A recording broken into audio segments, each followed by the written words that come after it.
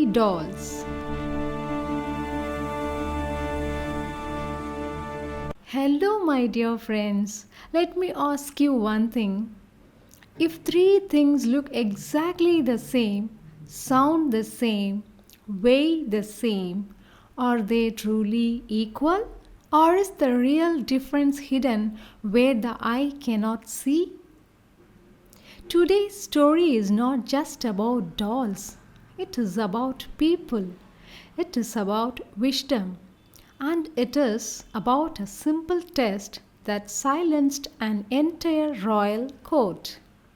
Long ago, in the magnificent empire of Vijayanagara, ruled the mighty and wise Krishnadevaraya. His kingdom was powerful in battle, prosperous in trade, but most admired for something greater, its love for art and intellect.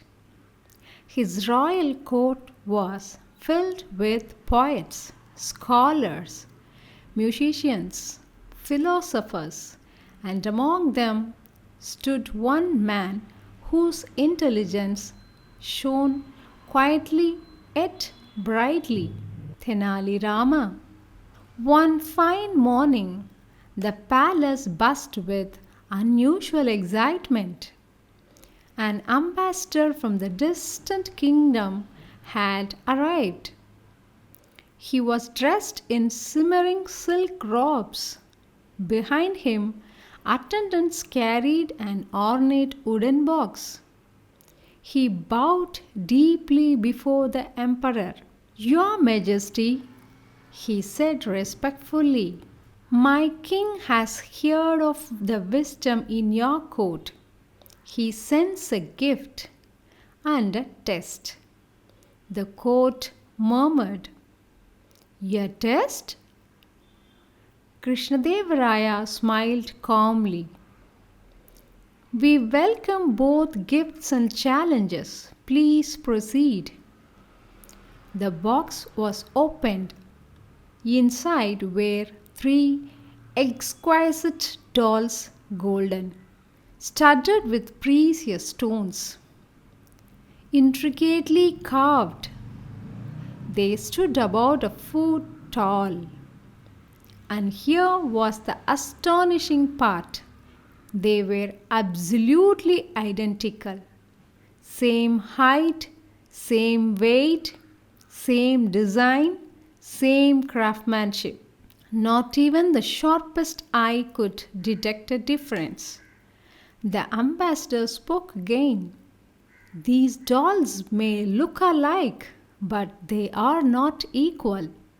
One represents the highest wisdom. One represents mediocrity. One represents the lowest understanding." The court grew silent. "Your Majesty," the ambassador continued, "without damaging them, determine which is which. The challenge has begun." The chief minister examined them carefully. He held them to the light, measured them, inspected every carving. Nothing. The royal jeweler checked the gold. The master craftsman studied the design. The scholar searched for hidden inscriptions.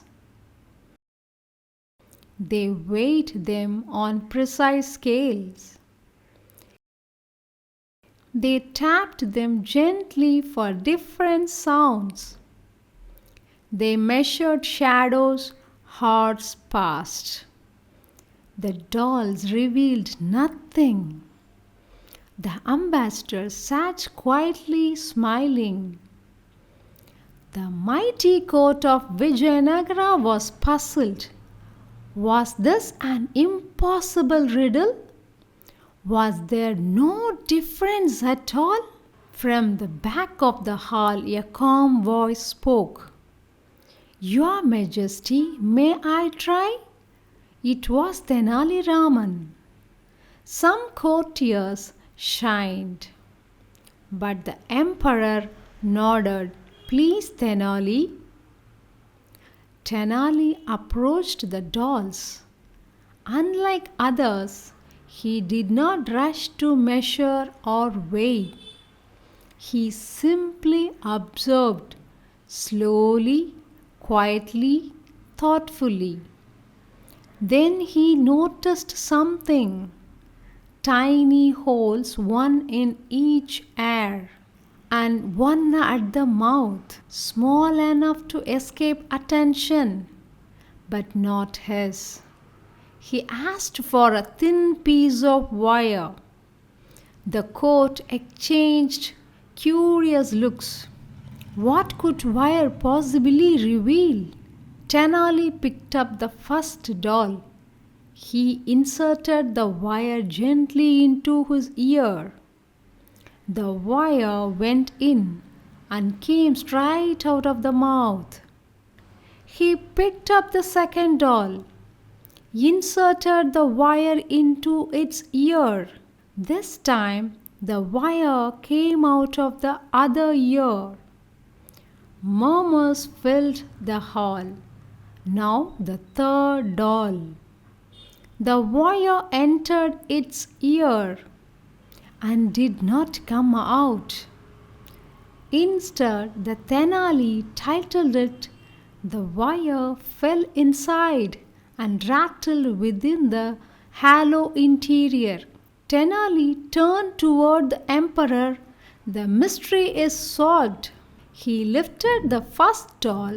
This one, he said, represents people who hear something and immediately speak it out.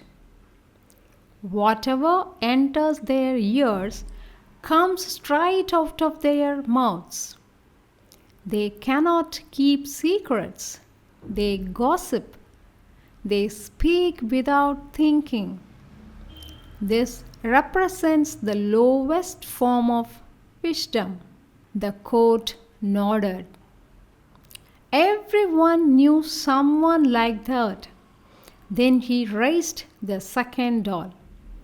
This doll represents those who hear but do not truly listen. What enters one ear leaves through the other. They represent but not engaged. They are present but not engaged.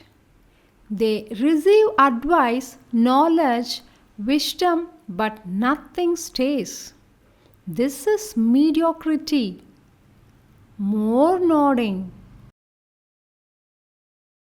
Finally, he held up the third doll. And this doll represents the highest wisdom. What enters the ear stays within. Such people absorb knowledge. They reflect. They keep confidences. They know when to speak and when to remain silent. The words echoed in the hall. The entire court erupted in applause. The ambassador stood and bowed deeply. Your wisdom honors your kingdom. Krishnadevaraya smiled proudly at Tenali. True intelligence lies not in complexity, but in understanding. Ask yourself honestly, which doll are you? Are you the first doll, sharing everything instantly, without verifying, without reflecting? Are you the second doll, hearing advice but never applying it?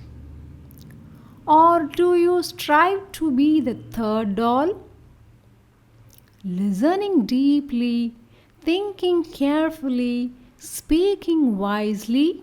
In a world where secrets become entertainment, trustworthiness is rare, and rare things are valuable. Tenali did not just solve a puzzle.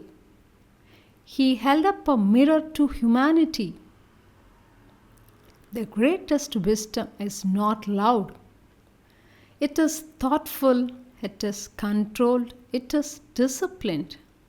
Remember this, knowledge is not measured by how much you say, but by how much you understand, and sometimes the smarter person in the room is the one who listens the most. So this week I challenge you, be the third doll. Listen more, speak less, think deeper, and watch how your relationships, your respect, and your influence grow. Because wisdom is not about knowing everything, it is about knowing what truly matters.